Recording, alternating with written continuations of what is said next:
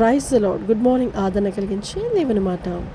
హెజ్కేలు గ్రంథం 36 అధ్యాయం 26 వచనం.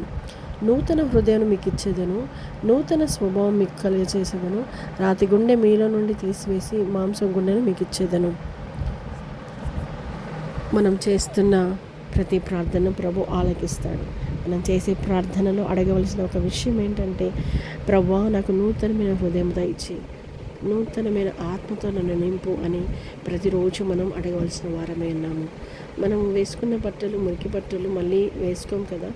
ప్రతిరోజు మనం ఫ్రెష్ అయ్యి నూతనమైన వస్త్రాలు ధరించుకుంటాము. కాబట్టి ప్రతిరోజు ఒక నూతనమైన హృదయంతో మనం నింపబడాలంటే ప్రభు సన్నిధిలో నువ్వు అడిగినప్పుడు దేవుడు దయచేస్తాడు.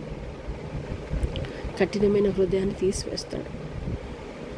నేను ఒక వీడియోలో చూశాను.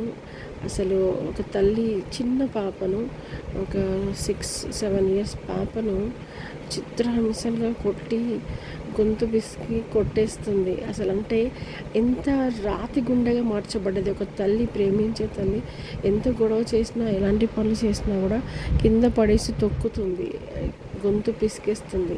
ఆ వీడియో చూసినప్పుడు నా హృదయం అయితే చాలా కదిలించబడింది. కానీ తన తల్లి ఉండి తన హృదయం ఎంత కఠినంగా మార్చబడింది అనిపించింది.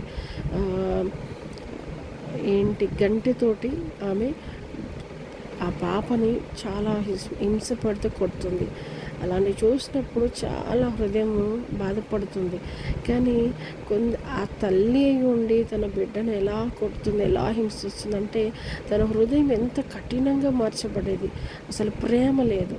మరి దేవుని ప్రేమ కలిగి జీవించుదుము గాక.